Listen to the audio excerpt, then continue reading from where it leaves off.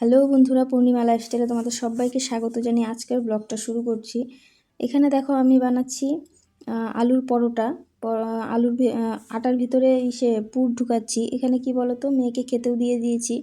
আর যে আলুটা সেটা হচ্ছে আগের দিন রাতের বেলা সেদ্ধ করে খেয়েছিলাম ভাত দিয়ে, তো সেখানে অল্প একটু ছিল। তো ভাবলাম ওটা কি করি, সকালবেলা এমনি দিলে তো খুব একটা পছন্দ হবে না। তো এইভাবে যদি পরোটা করে দিই তাহলে সবাই খেয়ে নেবে, বিশেষ করে তোমাদের দাদা ভাই। আর সাথে আমার মেয়েরও টিফিন নেওয়ার একটা ব্যাপার আছে। ঘুম থেকে উঠে তেমন কিছু খায় না, শুধু জল খেয়ে পড়তে বসে যায়। এখন প্রায় 10টা বাজে।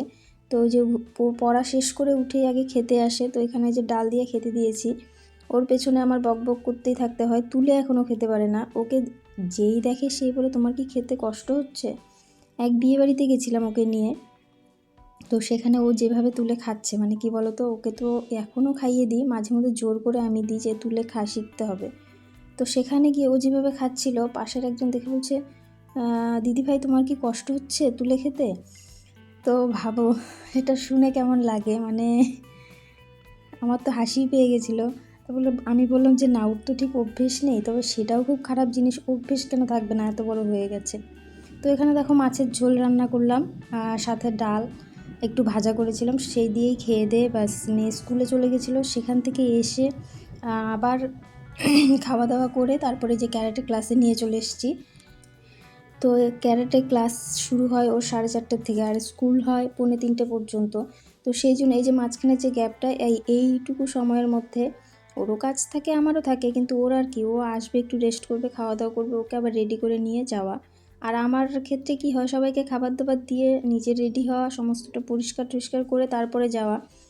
আর যেহেতু বৃহস্পতিবার, তো ওকে নিয়ে গেলে আমার বাড়িতে আসতে প্রায় 7টা বেজে যায়। কেমন করে ওই 5:45 পর্যন্ত তো স্যার করানি, তারপরে কথাবার্তাও একটু থাকে। তো সেসব করতে করতে মোটামুটি 6টা তো বেজেই যায়। তারপর সেখান থেকে এসে আবার একটু দোকানে ঢুকতে হয়, সেখান থেকে আবার বাজারপত্র করে নিয়ে বাড়িতে আসি একবারে। নইলে কি বলো তো, মেয়েকে এনে খেতে দিয়ে আবার যাব বাজার করতে, তাহলে আমার 9টা বেজে যাবে। তো যাই হোক, এভাবে মা মেয়ে দুজনে মিলে এখন বাজারটা করছি, এই এই কারণে আর কি। তো যাই হোক, তারপরে এসে বাড়িতে এসে আবার খাবার দাবার মেয়েকে খাইয়ে নিয়ে তারপরে একটু বসি পাটি নিয়ে। ওটা না করলে তো হবে না। আর কি বলতো, ভিডিও থেকে তো আমার আর কোনো আর্নিং হচ্ছে না, যার জন্য ওটার পিছনে পড়ে থাকলেও আমার হবে না। এটা একটা শখ বলতে পারো, কিছুই পাই না, তবু তার মধ্যেও না কোনো দিন যদি মিস যায় আমার খুবই খারাপ লাগে। মনে হয় কি যেন একটা হলো না, মানে অনেক বড় কিছু একটা করলাম না সারাদিনে। সেই কারণে এটা একটা নেশা বলতে পারো। তো এটাকেই নেশা বলে। আগে আমিও অন্যের ভিডিও দেখে ভাবতাম এসব করার কি মানে, সবাই যে টাকা পায় সেটা কিন্তু না, কিন্তু খুব কম লোক টাকা পায়, তারা সেভাবে ভিডিও দেয়। আর যারা, বেশিরভাগ মানুষই টাকা পায় না, খুব বেশি দিন টেকেও না, কিন্তু ওই যে বললাম একটা নেশা, ওটা করতে ভালো লাগে, দিতে ভালো লাগে, 2-1টা ভিউজ আসে। আমার তো ভিউজও কমে গেছে, কিন্তু কিছু করার নেই, তার মধ্য থেকেও আমি দিয়ে যাচ্ছি।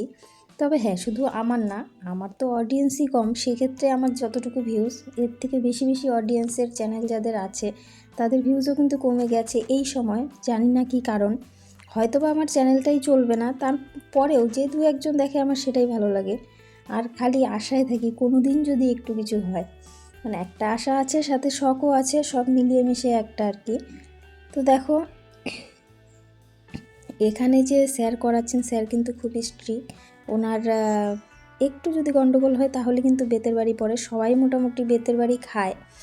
আর ক্যারাটে করতে গেলে একটু তো ব্যথা পাবেই, সেটা সবাই, শুধু আমার মেয়ে বলে না। আর আমার মেয়ে যেহেতু এখনও নতুন, ওর কাছে স্যার আসেন না, তবে অনেকেই পায়। আজকে তো একজনের কানে লেগেছে, একজনের নাক দিয়ে একটু রক্তও বেরিয়েছে, কিছু করার নেই, এগুলো কি বলো তো, এখানে তো প্রশিক্ষণ দেওয়া হয়, তাই না? তো সেক্ষেত্রে এরা সবাই ফাঁকিবাজ, কেউ ঠিকঠাক করবে না। যখন করাতে আসে তখন তো লেগে যায় গায়ে, এখন কিছু করার নেই, ওটা স্যারের কোনো দোষ নেই। আর আমরাও ওখানে দিয়েছি শেখার জন্য।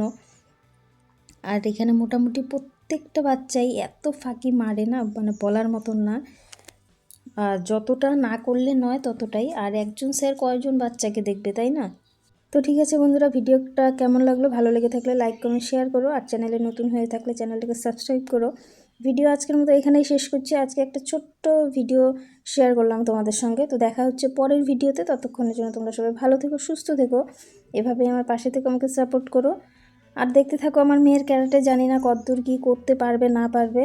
তবে চেষ্টা করে যাচ্ছি, যদি কোনো দিনও ভালো কিছু হয় আর কি। সব ক্ষেত্রেই বলে যে আগে চেষ্টা করো, তারপরে তো হওয়া না হওয়াটা ভগবানের উপরে, তাই না? তো ঠিক আছে বন্ধুরা, টাটা।